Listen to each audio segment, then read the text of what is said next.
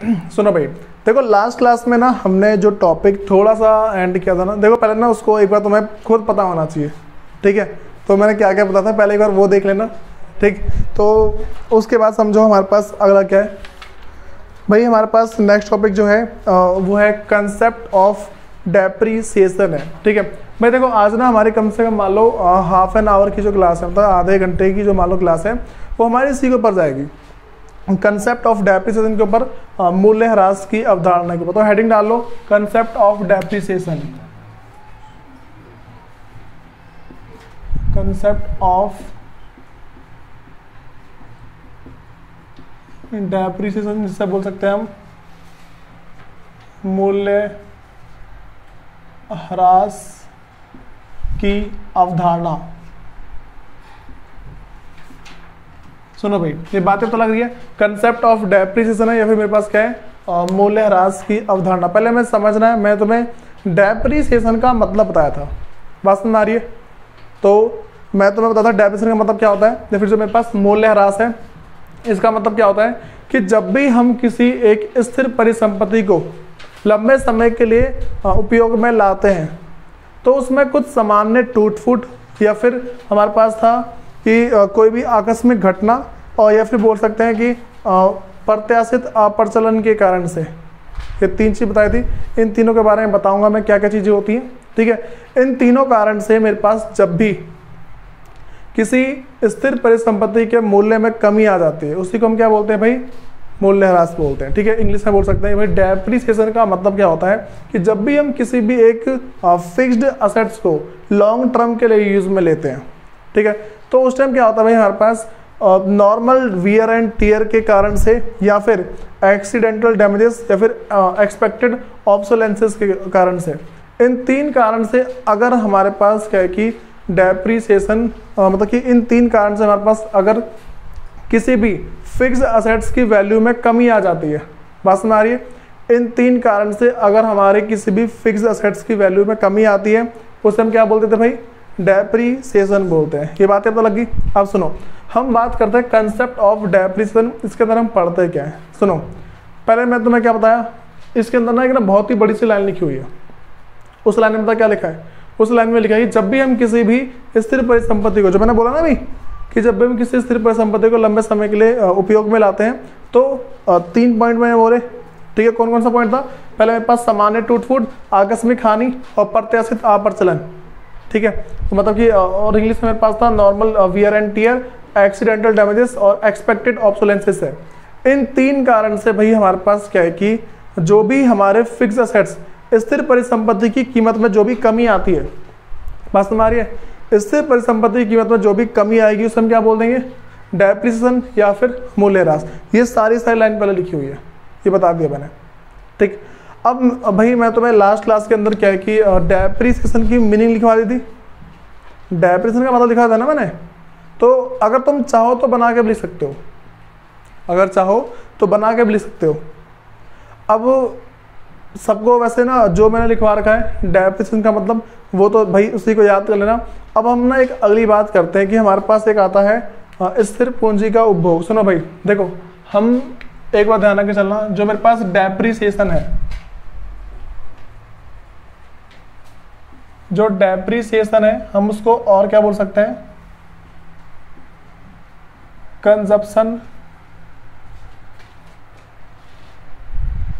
Consumption of fixed assets, ठीक है। ये बात समझ आ रही है। हिंदी में इसको हम बोल सकते हैं भाई कि स्थिर पूंजी का उपभोग। अच्छा वैसे ना असेट्स के बदले कैपिटल डाल लो, consumption of fixed capital, assets bracket में डाल लेना,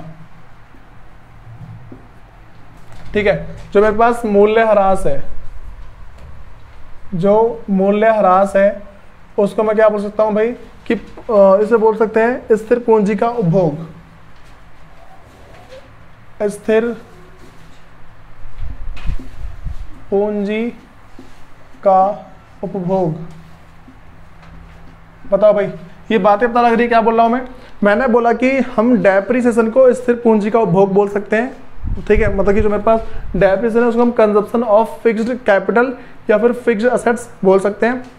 हिंदी में बोला कि मूल्यह्रास को हम स्थिर पूंजी का उपभोग बोलते हैं। देखो जो स्थिर पूंजी है ना उसका हम उपभोग कर रहे हैं, उसका यूज कर रहे हैं, ठीक है, इसमें कोई दिक्कत तो नहीं है। अब ना हमारे पास एक नेक्स्ट हेडिंग डालो, इसको हम बोलते हैं डेप्रिसिएशन रिजर्व।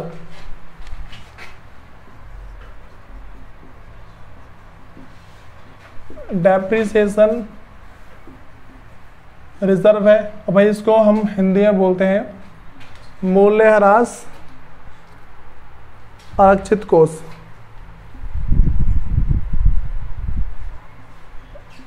मूल्यह्रास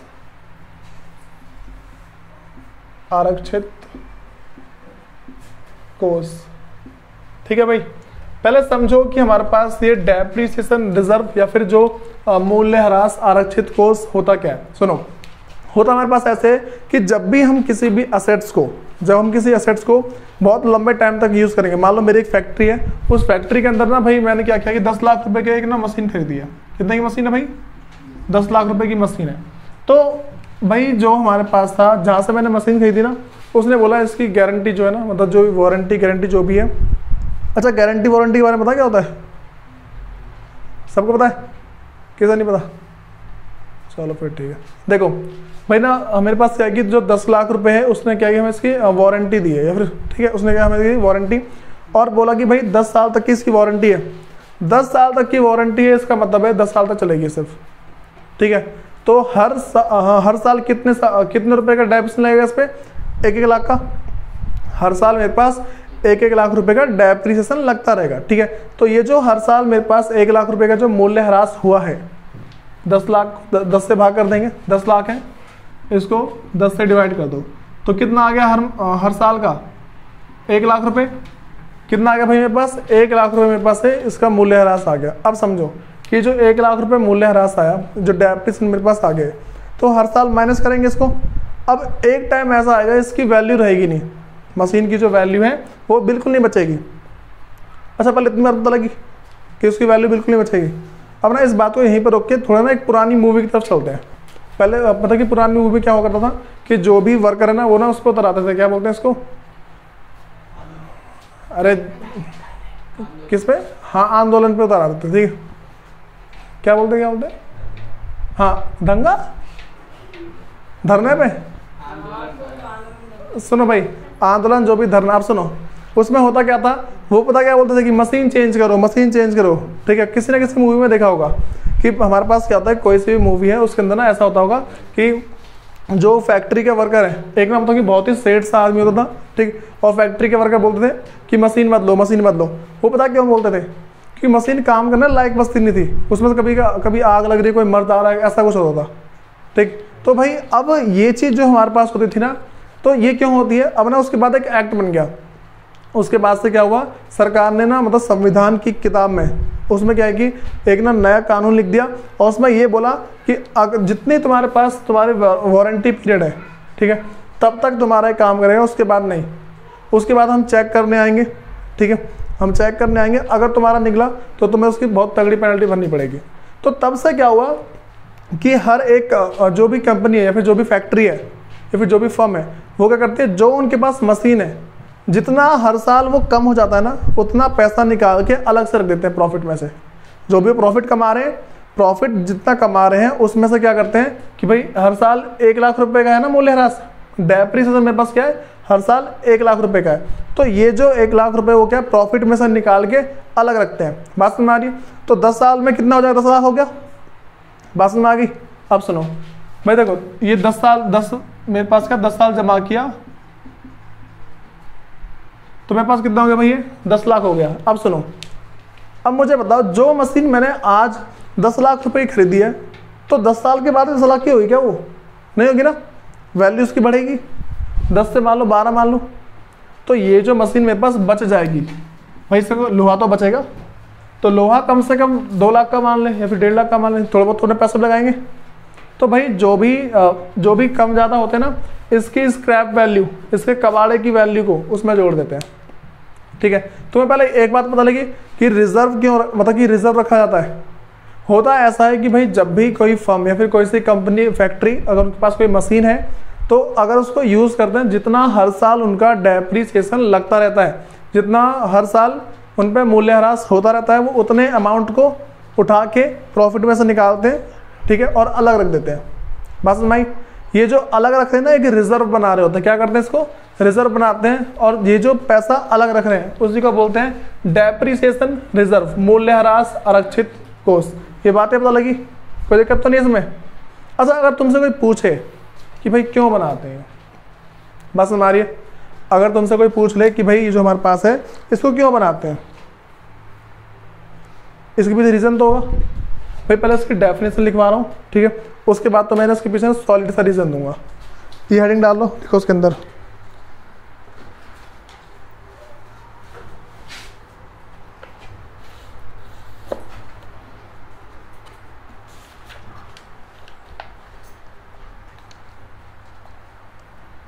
भाई इसमें छोटी सी डेफिनेशन लिखवा रहा हूँ।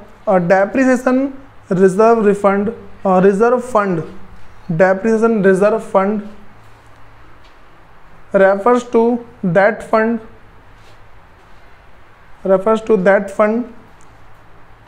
which the producer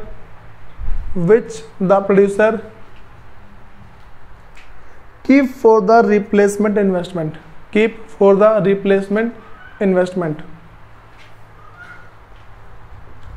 लिखो भाई हिंदी में।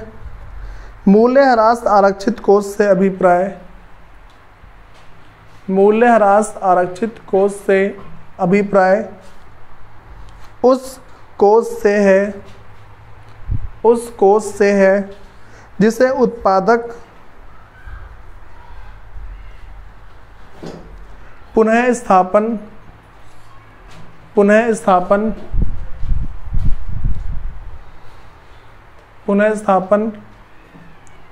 निवेश के लिए रखते हैं,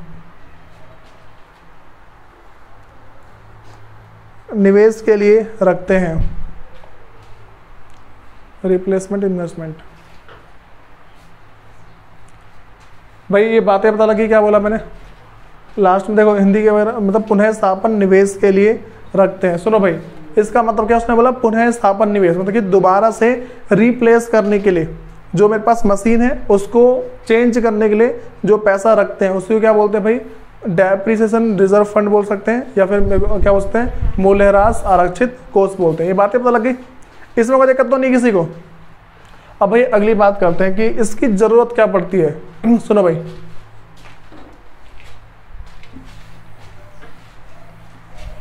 अब हम एक ना जो अगला टॉपिक है वो बोल सकते हैं कि इम्पोर्टेंस ऑफ डेप्रिसिएशन रिजर्व, या बोल सकते हैं भाई मूल्यह्रास आरक्षित कोष का महत्व। मूल्यह्रास आरक्षित कोष का महत्व।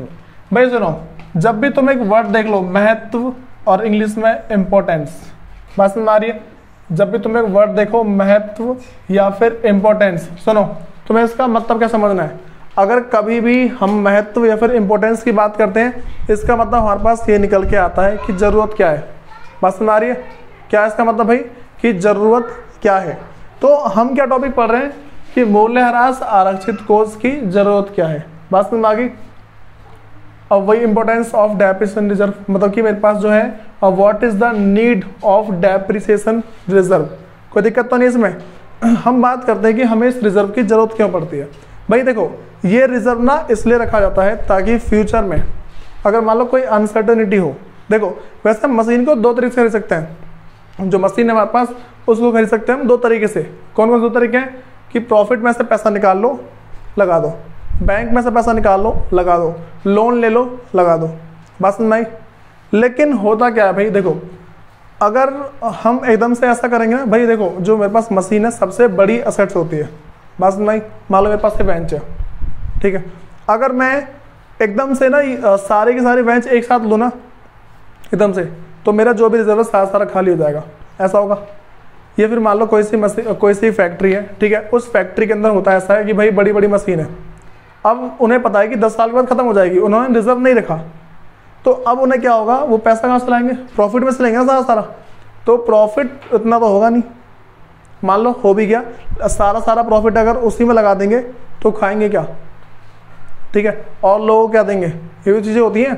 तो ध्यान क्या रख के चलना है कि भाई देखो, सबसे पहली चीज़, अगर हम इसको नहीं बनाते तो बहुत सारे रीज़न वैसे हैं, लेकिन जो तुम्हें रीज़न लिखना है, जो कारण तुम्हें लिखना है, उसकी बात करते हैं। देखो वो हमारे पास है कि कभी भी, अच्छा देखो हम इसको बनाते हैं क्यों, मतलब कि रिजर्व बनाते इसलिए ताकि फ्यूचर में जो हमारी प्रोडक्शन की जो मान कैपेबिलिटी है, उत्पादन की जो क्षमता है वो कम ना हो जाए।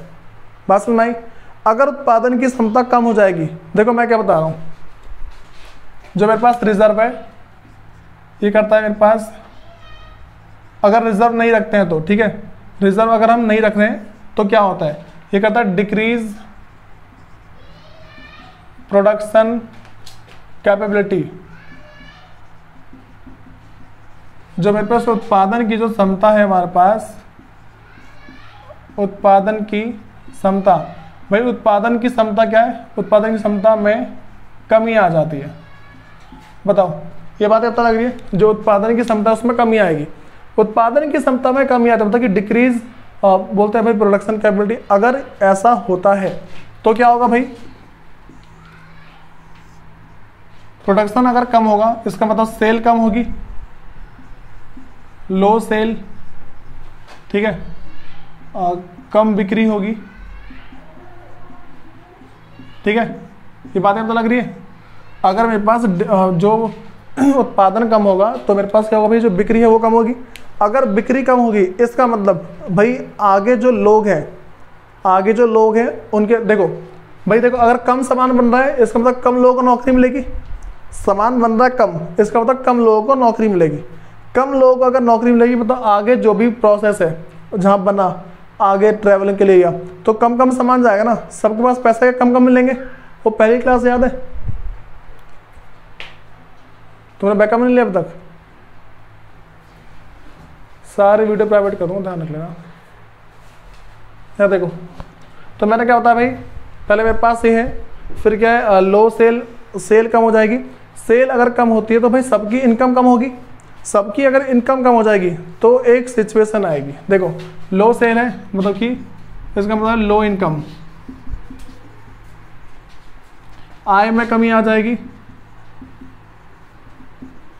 भाई आय में कमी आने से क्या होगा, लोग जो हैं खर्चा कम करेंगे, बात समझ आ रही है, लोग क्या करेंगे, खर्चा कम करेंगे, बैंक में पैसा भी कम जमा करेंगे, यही तो होगा ना। तो अब इससे क्या होगा भाई, लोग खर्चा कम करेंगे तो इसके पास सरकार के पास टैक्स नहीं जाएगा, ठीक है, सरकार के पास टैक्स नहीं गया, एक सिचुएशन निकल के आएगी जिसको भाई हम बोलते हैं आर्थिक मंदी बोलते हैं, जिसको बात समझ आ रही है, क्या बोलते हैं इसे, आर्थिक मंदी है, जिसको बोलते हैं इकोनॉमिक स्लो डाउन। बात समझ आई, हमारी इकोनॉमी क्या है, धीमी पड़ जाएगी। अच्छा ये पता ना, हम पूरे देश की बात कर रहे हैं, हमारा जो देश है उसमें जितनी भी फैक्ट्री हैं जहाँ प्रोडक्शन होता है, हर एक मशीन को लेके चल रहे हैं। मैंने पहली क्लास में बताया था कि हम जो 12th के अंदर पढ़ते हैं, वो जब भी कुछ पढ़ूंगा तो जब भी कुछ पढ़ाऊंगा तो पूरे के पूरे देश के चीज़ को लेके चलते हैं एक साथ।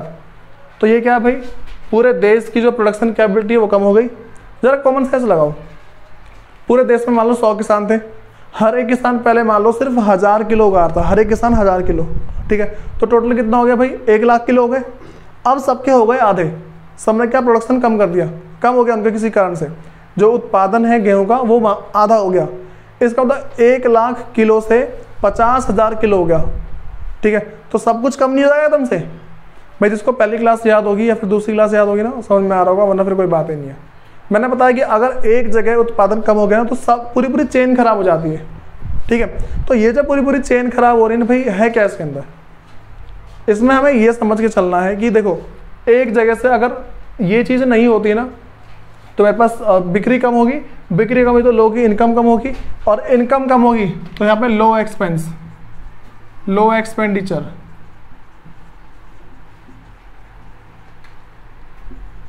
कम खर्च, ठीक है भाई। खर्चा कम होगा तो इसका मतलब है, और बोल सकते हैं सेविंग भी कम कर देंगे वो, लो सेविंग। भाई पहले खाने पीने से बच जाए बहुत बड़ी बात है, कम बचत, तो भाई ये जो कम बचत हमने करी है, तो देखो इसका मतलब क्या, बैंक के अंदर का पैसा खत्म हो गया। इसका मतलब तो यही ना, बैंक का पैसा खत्म। बैंक का पैसा अगर देखो भाई लो सेविंग है, मैंने इसमें मान लो कि 10 साल से लोग बैंक में पैसा जमा नहीं कर रहे, तो बैंक वाले लोन कहाँ से देंगे? बस हमारी लोन नहीं देंगे तो अच्छा लोन कौन लेता है? जिन्हें मशीन वगैरह लेनी वही तो ना। अगर ये लोन नहीं देंगे बैंक वाले, देखो सेविंग लो है तो मतलब बैंक वालों के पास पैसा कम है, बैंक वालों का जो बजट है लो है ना, तो देखो लो सेविंग से क्या होता है, लो बजट।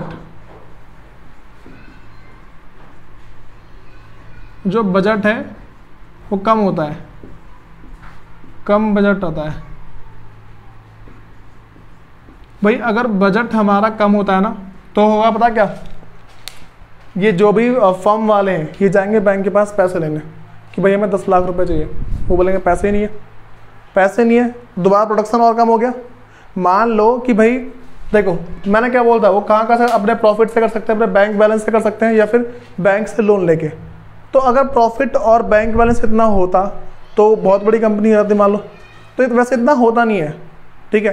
प्रॉफिट भी इतना नहीं होता कि पूरी पूरी मशीन खरीद लो एक बार में, बस हमारी प्रॉफिट इतना नहीं होता, या फिर उनका बैंक बैलेंस भी इतना नहीं होता। बैंक बैलेंस क्यों रखेंगे भाई इतना? तो वो कहाँ जाएंगे भाई, बैंक के पास जाएंगे लोन लेने के लिए। बैंक के पास लोन लेने के जाएंगे, बैंक के पास पैसा नहीं होगा, फिर बैंक के पास पैसा नहीं होगा तो बैंक पैसे दे नहीं पाएगी, तो भाई ये मशीन क्या है, खरीद नहीं पाएंगे। मशीन नहीं खरीदी फिर और कम हो जाएगा, ये प्रोडक्शन कम होगा ना, और उत्पादन और कम होगा, उत्पादन और कम होगा तो और कम बिकेगा, फिर दोबारा ये ऐसे बढ़ता जाएगा। भाई इन सब कारणों से ना एक ना हमारे पास एक प्रॉब्लम अराइज होगी, एक समस्या उत्पन्न होगी। उस समस्या को हम नाम देते हैं आर्थिक मंदी, ठीक है। आर्थिक मंदी बोलते हैं इसको, इकोनॉमिक स्लो डाउन। बताओ भाई इन बातों में दिक्कत है किसी को? पहले इसमें दिक्कत तो नहीं है भाई। देखो ये चीज़ हमारे पास सारी होती है, तुम्हें समझना है क्या क्या चीज़ है, ठीक है। यहाँ कोई दिक्कत है किसी को? अब भाई समझो हमारे पास अगला है, अब भाई ये इसको नोट डाउन कर नहीं किया? करो करो, फ्लो में खो जाते हो।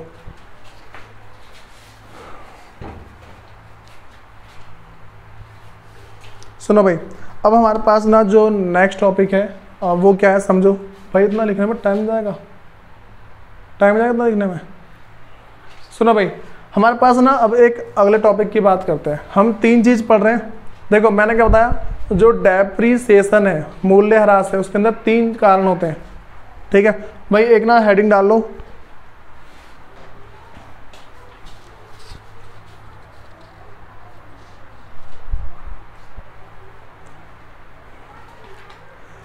हेडिंग डालो भाई, फैक्टर ऑफ डेप्रीसिएशन।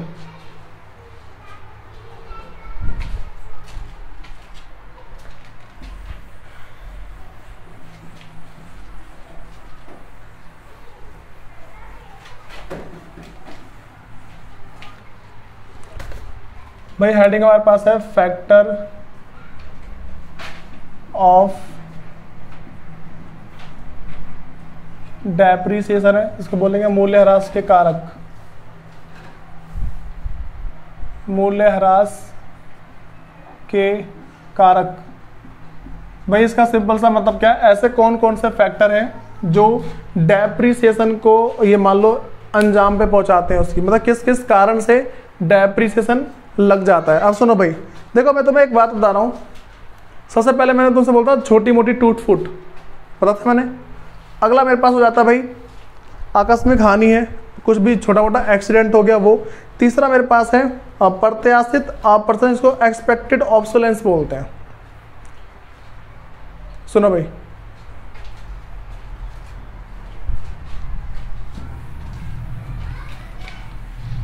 देखो अब मैं तुम्हें ना पहला पॉइंट बता रहा हूं सबसे पहले कि ऐसे कौन कौन से फैक्टर हैं। सबसे पहली चीज है हमारे पास वो है सामान्य टूट फूट। सामान्य टूट फूट। इसको बोल सकते हैं नॉर्मल वियर एंड टियर,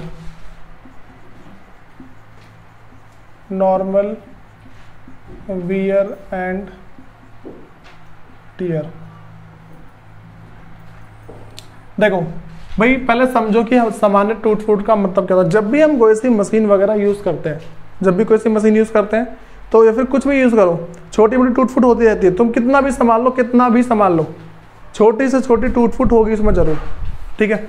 और ये जो छोटी मोटी टूट फूट होती है ना, ये क्या है, तुम्हारे असेट्स की वैल्यू को डाउन करती है, जो तुम्हारी स्थिर परिसंपत्ति है उसकी कीमत को कम करती है। अच्छा मुझे एक बताओ, एक ना मान लो एक ब्रांड न्यू कार है, उसकी कीमत है 10 लाख, ठीक है। शोरूम से निकली, कीमत कितनी है उसकी, 10 लाख।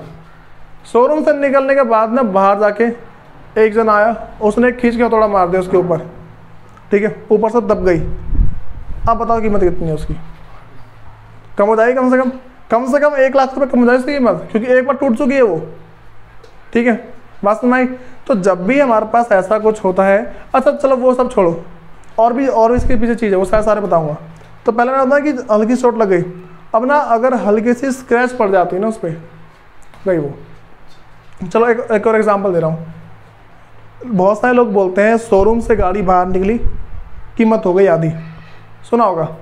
देखो होता क्या है, मान लो तुम ना एकदम नई बाइक, एकदम तुरंत बाइक खरीद के लेके आओ। तुमने मान लो बाइक खरीदी 60,000 रुपये की, अपने गली में किसी बोलते भाई 60,000 की बाइक कोई नहीं लेगा, मर जाएगा लेकिन कोई लेगा 60,000 की, थोड़े तेरे से लेंगे वहाँ से ले आए, ठीक है। बात समझ। तो यहाँ पे होता क्या है भाई, देखो वैसे छोटे मोटे टूट फूट भी होते हैं, और पता नहीं एक मन की जो बातें हैं जो, ठीक है, एकदम फुल न्यू होगा ना, वो उसको आधा तुरंत कर देते हैं, आधा भी नहीं करते, थोड़ी तो कम कर ही देंगे। 60 के ना तो 50 में 45 में खरीदते हैं, ऐसे ही होता है। अगर कोई इस बात को नहीं मानता है तो मैं लेके आऊँगा, चलाऊँगा एक दिन, मेरे से खरीद लेना कोई, ठीक है। अब सुनो, ये बातें पता लग रही है, लिख पाओगे इसके अंदर का, थोड़ा बहुत लिख लेना, कोई दिक्कत नहीं आती है। अगला मेरे पास है भाई एक्सीडेंटल डैमेजेस, वैसे एग्जाम में नहीं आता, तुम्हें समझना है सिर्फ, ठीक है। दूसरा मेरे पास है आकस्मिक हानि है,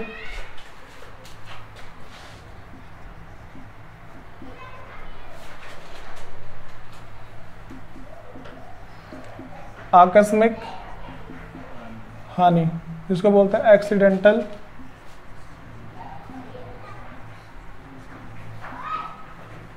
लॉसेस।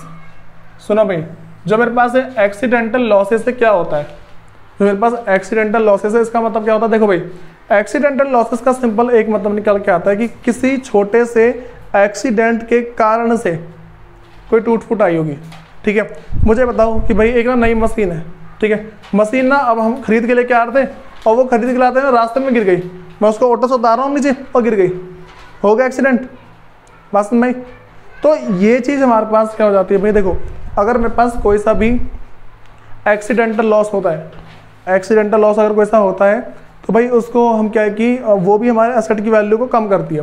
इसमें थोड़ा सा बना के लिख दोगे चल जाता है, अगर आता है तो, वैसे आएगा नहीं, मैं इतनी श्योरिटी दे रहा हूँ। अब ना अगली बात समझो। अच्छा देखो, एक्सीडेंट दो टाइप से होते हैं, एक होता है नॉर्मल मतलब जो चलता है, ठीक है। दूसरा मेरे पास क्या होता है, जो जिसका हमने इंश्योरेंस करा रखा होता है।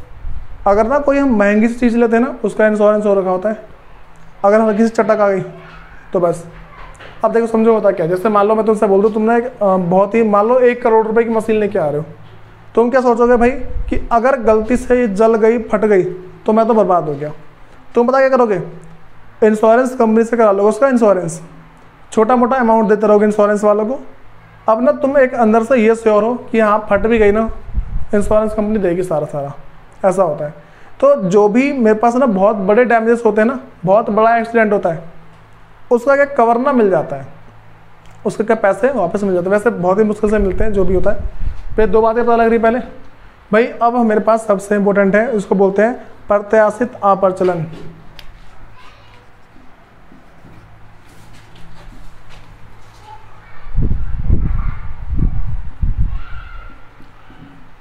प्रत्याशित अप्रचलन, इसको बोलते हैं एक्सपेक्टेड ऑब्सोलेंसेस।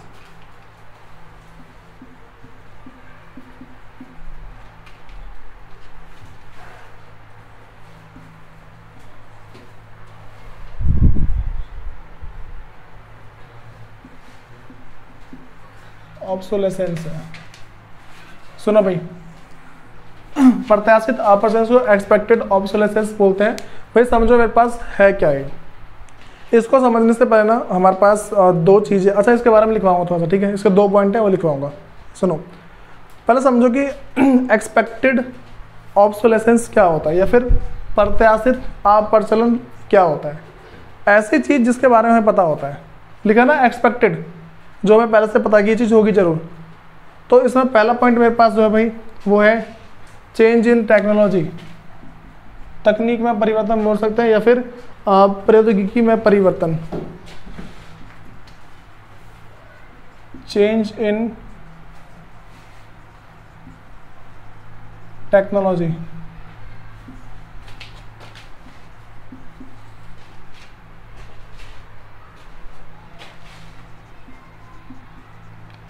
प्रौद्योगिकी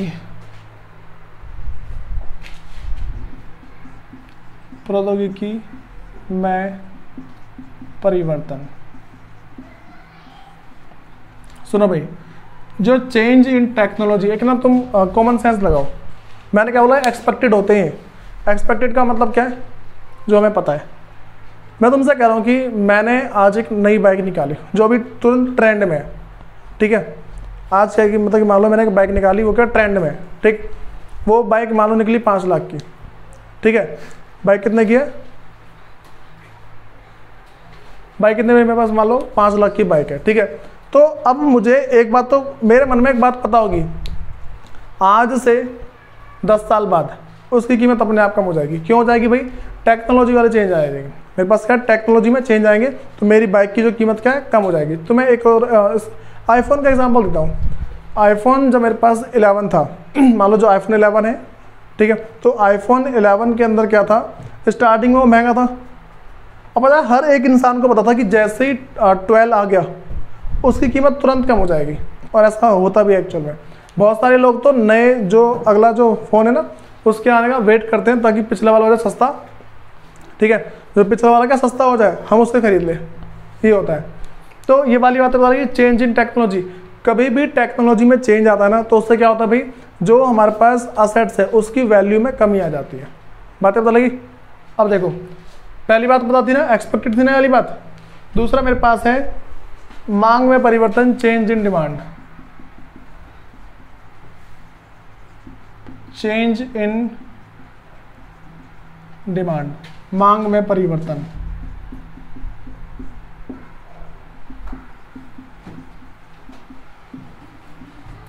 भाई अब एक बात बताओ, एक ज़माना ऐसा था पहले ना, लोग क्या है कि भाई स्कूटर बहुत खरीदते थे पहले स्कूटर, जिसको कुछ चेतक बोलते हैं इसको, सुनते हैं, ठीक है। तो पहले क्या था भाई, लोग ना इसको खूब खरीदते थे। इसके पीछे मान लो भाई कुछ ज़्यादा डिमांड थे तो उसकी कीमत थी इस टाइम, ठीक है। अब क्या हुआ है, उसकी डिमांड ख़त्म हो गई, लोगों के पास आ गई स्कूटी, ठीक है। तो अब क्या हुआ, उसकी डिमांड ख़त्म हो गई तो उसकी कीमत ना मुश्किल से 30-40 हज़ार है, ठीक है, या फिर 10 में मिल जाती है आराम से, ठीक है।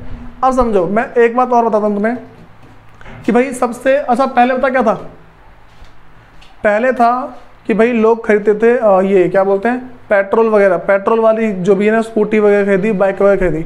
अब आ गई है बैटरी वाली, ठीक है।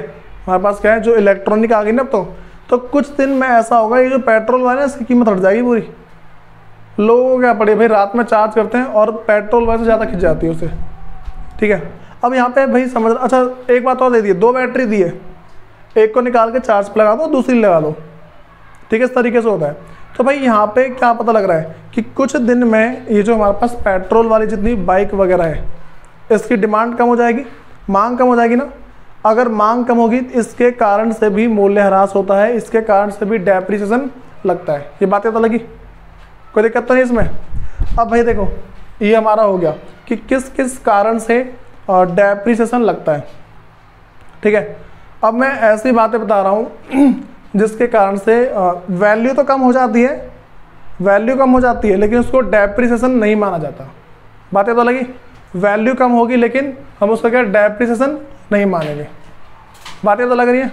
देखो एक भाई हेडिंग डाल लो, अनएक्सपेक्टेड ऑब्सोलेसेंस,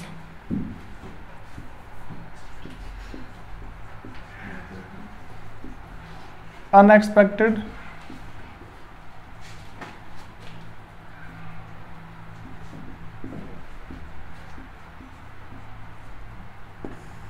जिसको बोलते हैं भाई अप्रत्याशित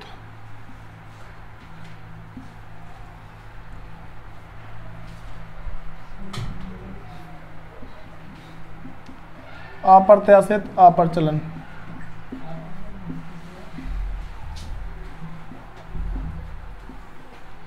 हाँ भाई, ये बातें तो लग रही है।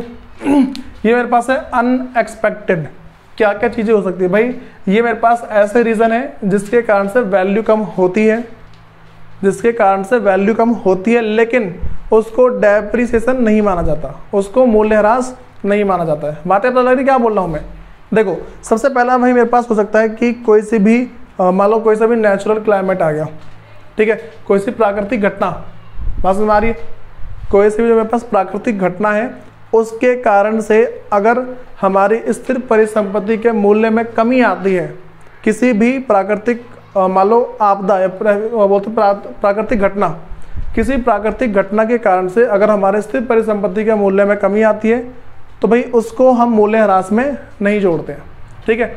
अगर किसी भी नेचुरल क्लाइमेट के रीज़न से कारण से अगर हमारे जो हमारे पास फिक्स असेट्स है अगर उसकी वैल्यू कम हो जाती है ना तो उसको हम डेप्रिसिएशन के अंदर इंक्लूड नहीं करते। ये बात पता लग गई? अब भाई अगली बात और समझो। अच्छा, पहला पॉइंट डालो इसके अंदर, पहला पॉइंट डालो प्राकृतिक आपदाएं, नेचुरल क्लाइमेट्स।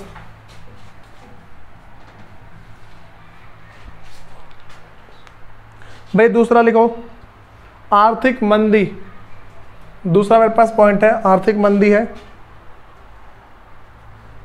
क्या बोलते हैं इसको? आर्थिक मंदी को इकोनॉमिक स्लोडाउन।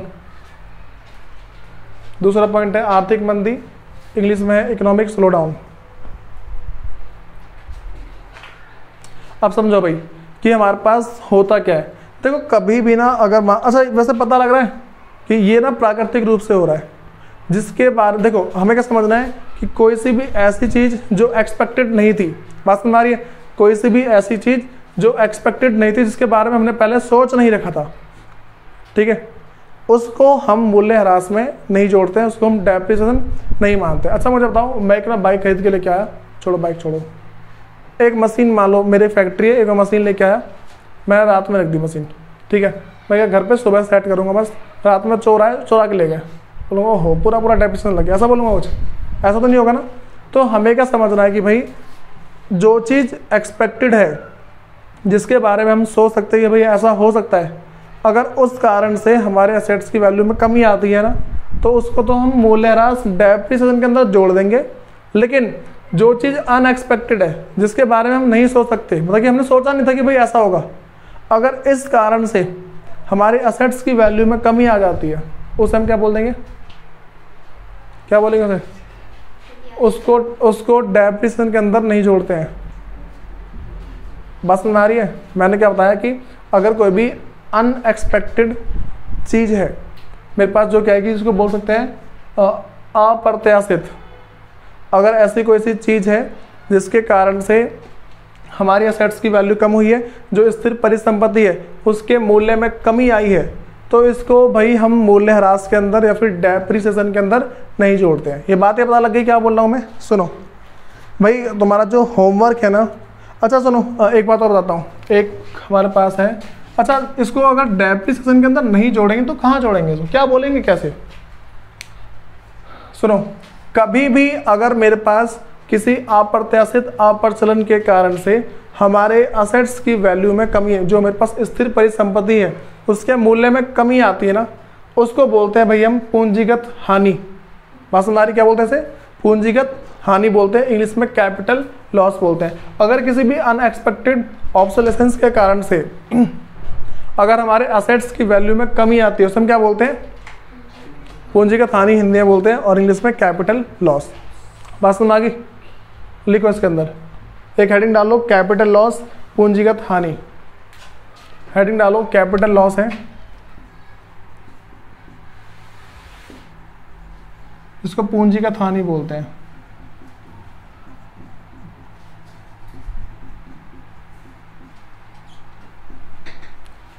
सुनो भाई, क्या होता मेरे पास, क्या होता है पूंजीगत हानि क्या होती है, मतलब कि जो कैपिटल लॉस है ये एक्चुअल में होता क्या है। अब सुनो, तुम्हें सबसे पहली बात है उसको घर से लिख के लेके आना है, कैपिटल लॉस आराम से हो जाएगा। अच्छा पता क्या लिखेंगे, हिंदी में लिखेंगे, हिंदी में क्या लिखेंगे वो समझ जाओ कि अप्रत्याशित अप्रचलन के कारण यदि किसी स्थिर परिसंपत्ति के मूल्य में कमी आती है उसको क्या बोलते हैं, पूंजीगत हानि, ठीक है। और दूसरा बोल सकते हैं इंग्लिश में कि due to any unexpected obsolescence if there is any fall in the value of fixed assets are called या फिर नोन एज कैपिटल लॉस। बातें तो लगी, रिकॉर्डिंग देख लेना वरना अगर चाहिए हो तो छाप लिया, इसमें नैन्सी ने छाप लिया। भाई सुनो, घर का जो तुम्हारा होमवर्क है ना वो क्या क्या है। अच्छा देखो, तुम्हें इसमें और इसमें कहाँ चला गया, कैपिटल लॉस एंड जो मेरे पास है कंजप्शन ऑफ कैपिटल गुड्स बोल सकता हूं। मैंने क्या लिखा था वैसे, फिक्स्ड कैपिटल या फिर असेट्स, ठीक है। इन दोनों के बीच में तुम्हें डिफरेंस लिख के लाना है कि होता क्या। ऐसा वैसे बताया तुम्हें, इसका मतलब क्या है हमारे पास, डेप्रिसिएशन हिंदी में था मेरे पास पूंजीगत या फिर स्थिर परिसंपत्ति, स्थिर क्या लिखवाता है मैंने, एक बार देखना क्या लिखवाया था, स्थिर पूंजी, ठीक है, स्थिर पूंजी का उपभोग। भाई तुम मुझे ये बताओ कि इसका मतलब हमें पता क्या होता है, डेप्रिसिएशन, मतलब कि मूल्यह्रास इसको हिंदी में बोल सकते हैं, ठीक है। तो तुम्हें मूल्यह्रास और जो कैपिटल लॉस है, मतलब कि मूल्यह्रास तो मेरे पास पूंजीगत हानि, जो मेरे पास डेप्रिसिएशन और कैपिटल लॉस, इसके बीच में डिफरेंस पता क्या होता है। वैसे देखो भाई कॉमन सेंस की बात है कि ये जो मेरे पास होता है ना, ये सारा जो मेरे पास एक्सपेक्टेड ऑब्सोलेसेंस होते हैं इसके कारण से होता है, जो प्रत्याशित अप्रचलन है या फिर इन तीनों में से किसी एक के कारण से होता है, ठीक है। जो मेरे पास दूसरा है वो क्या है, जो कैपिटल लॉस है वो क्या, अनएक्सपेक्टेड ऑब्सोलेसेंस, अप्रत्याशित अप्रचलन के कारण से होता है। तुम्हें दो डिफरेंस घर से लिखने हैं, अगर तुम इसके डिफरेंस पढ़ते हो ना बुक में से तो मैं आसानी से समझ में आ जाएगा। पहला डिफरेंस क्या है भाई हमारे पास, प्रत्याशित अप्रचलन और अप्रत्याशित अप्रचलन। बात समझ आ रही है, प्रत्याशित अप्रचलन मतलब कि देखो इसके और इसके बीच में, ठीक है भाई, इन दोनों के बीच में पहला डिफरेंस लिख के लाना है, उसके बाद इसमें और इसमें, इन दोनों के बीच में। बातें तो लग रही है, तुम्हारे बुक में लिखा हुआ है, देख लेना एक बार। अब सुनो भाई, हमारे पास जो अब नेक्स्ट है एक, मतलब जो अगली हेडिंग है वो है स्टॉक तथा प्रवाह। बात समझ आ गई, ये हो गया सबका, आ जाओ अगले पे।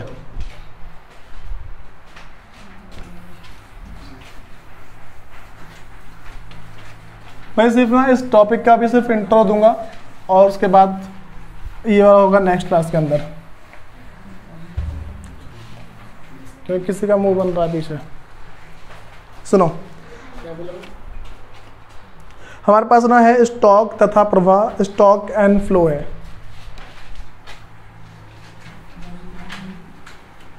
स्टॉक तथा प्रवाह, स्टॉक एंड फ्लो। सुनो भाई, मैं तुम्हें स्टॉक का मतलब बता रहा हूँ और जो प्रवाह है फ्लो, इसका मतलब बता रहा हूँ क्या होता है।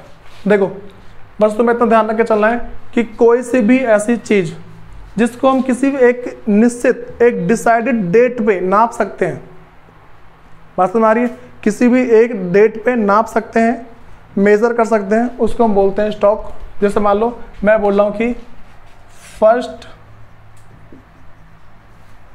जनवरी 2022 को हमारी जो देश की पॉपुलेशन है, ठीक है, इस दिन हमारे देश की जो पॉपुलेशन है वो मान लो, मैं सिर्फ मान रहा हूँ, ठीक है, 10 लाख है। ऐसा बोल सकता हूँ ना कि इस दिन हमारे देश की पॉपुलेशन मान लो कितनी है, 10 लाख। अच्छा मुझे बताओ मैं क्या ऐसा बोल सकता हूँ कि मेरी 1 जनवरी 2022 को मेरी सैलरी 20,000 रुपये थी, बोल सकता हूँ क्या मैं ऐसा? बोल सकता हूँ ऐसा? मैं ऐसा बोला मेरी 1 महीने की सैलरी 20,000 है, ऐसे तो बोलूँगा ना? या फिर पिछले महीने की सैलरी 20,000 हुई थी, महीने की बोलूँगा? तो जिसकी फिक्स डेट ना हो, बात समझ आ रही है? जिसकी फिक्स डेट ना हो उसे हम क्या बोल देंगे? फ्लो या फिर प्रवाह। बात समझ आ गई? तो जैसे इसका एग्जांपल दे रहा हूँ, मैं बोल रहा हूँ कि पिछले महीने,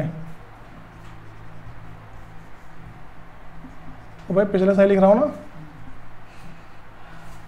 लास्ट मंथ,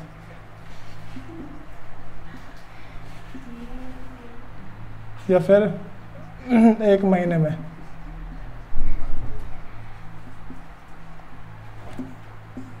एक महीने में जो सैलरी थी वो थी 20,000 रुपये। ये बातें तो लग रही है, मैंने सिर्फ तुम्हें हल्का सा सिर्फ समझाया कि भाई हमारे पास है क्या। अच्छा हिंदी इंग्लिश मैच मत करना, तुम हिंदी इंग्लिश मैच करने लग जाओ। सुनो, तो ये वाली बातें पता लग गई। जो मेरे पास क्या है कि फिक्स डेट पे होती है ना, तो मान लो डिसाइडेड डेट है, पूरी पूरी पक्की डेट बता रखी है, उसमें क्या होता है, उसे हम बोलते हैं स्टॉक, ठीक है। और जिसमें पूरे मेरे पास क्या है कि भाई जो सेम नहीं होता, मान के चलो बोल सकते हैं कि जो एकदम पक्की डेट पे नहीं होता, वो महीने में, हफ्ते में, इस तरीके से होता है, उसे हम क्या बोल देंगे? प्रवाह या फिर फ्लो। बस समझ आ गई? इसी को नोट डाउन कर लो, फिर देखते हैं नेक्स्ट क्लास में। हाँ ऐसे कर लो, कैसे करोगे?